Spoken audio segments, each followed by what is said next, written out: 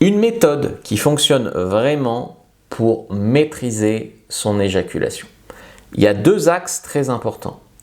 Tu peux maîtriser ton éjaculation, c'est-à-dire arriver à te gérer, tenir plus longtemps, ou tu peux contrôler ton éjaculation. Ce qui est un autre axe, c'est-à-dire que tu peux atteindre l'orgasme, avoir la sensation, l'énergie de l'orgasme, sans éjaculer.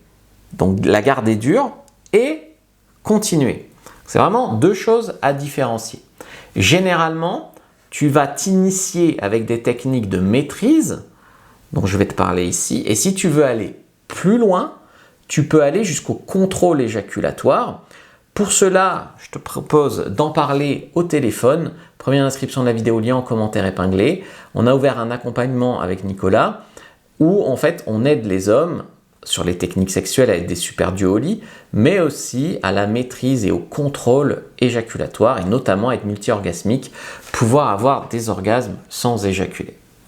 Alors, l'éjaculation, c'est pas un hasard. Quand tu arrives avec anxiété devant une fille, est-ce que cette fois je vais tenir?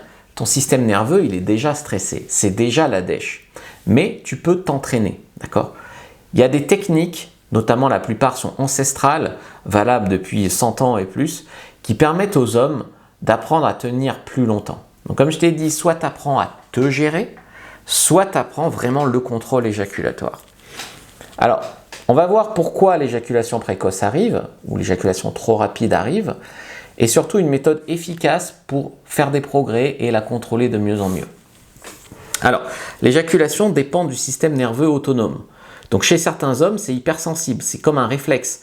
Et souvent, c'est le stress, l'anxiété, la pression de la performance, des expériences sexuelles assez stressantes, des habitudes de masturbation trop rapide quand il se branle, ou la peur d'échouer, la peur d'être jugé, tout ça. Donc le corps perçoit une excitation et un énorme stress. Et en fait, il se débarrasse du problème en finissant vite ou en évitant l'expérience, en débandant. Donc, quand tu es stressé comme ça, par exemple, tu peux déjà commencer par gérer ta respiration. Souvent, tu as une respiration thoracique et une respiration beaucoup trop rapide, beaucoup trop courte. Donc, il faut que tu te détendes là-dessus. Et essaye de sentir avec ta main, si tu respires trop vite, inspire par le nez beaucoup plus lentement, par la bouche, et répète ça plusieurs fois. Ensuite, tu as ce que tu peux appeler, qui peut te sauver aussi, c'est la méthode Start and Stop. Tu vois, donc c'est une technique qui a été développée en 1970, qui a quand même une bonne efficacité. Le principe, c'est en fait d'entraîner ton corps à rester calme auprès du point de non-retour. Donc tu vas, en te masturbant ou avec ta copine, trouver le moment où quand tu fais l'amour, juste avant le point où tu ne peux plus t'arrêter. Il y a un moment où même si tu fais plus de va-et-vient, ton éjaculation elle est déclenchée, elle va sortir. Souvent ça peut être un orgasme gâché aussi. Et donc en fait l'idée vraiment c'est juste avant ce point-là. Et ne pas passer le point de non-retour. Donc il faut que tu t'entraînes, que tu te découvres à stimuler jusqu'à être proche de l'orgasme, stopper la stimulation, revenir, machin. Tu verras que déjà ça va augmenter le plaisir parce que tu vas avoir beaucoup plus et beaucoup plus longtemps du plaisir. Et puis si à la fin tu veux te soulager et éjaculer, tu verras que ça va être meilleur. Tu vas accumuler vraiment du plaisir. Mais vraiment, moi, ce que je veux, c'est que le seuil de contrôle de l'orgasme augmente. Ça fonctionne parce que tu vas reconditionner ton rapport à la masturbation, reconditionner ton réflexe éjaculatoire, apprendre à ton corps à gérer mieux. Tu vas mieux comprendre, toi, pourquoi tu éjacules trop vite.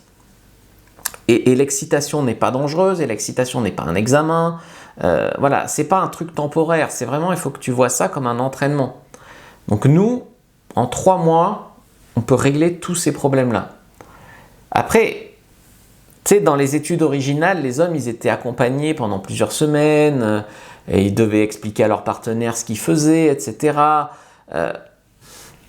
En fait, la régularité est plus importante que l'intensité. Un mec qui va vouloir s'entraîner pendant des heures, pendant 3 jours et puis plus rien, non.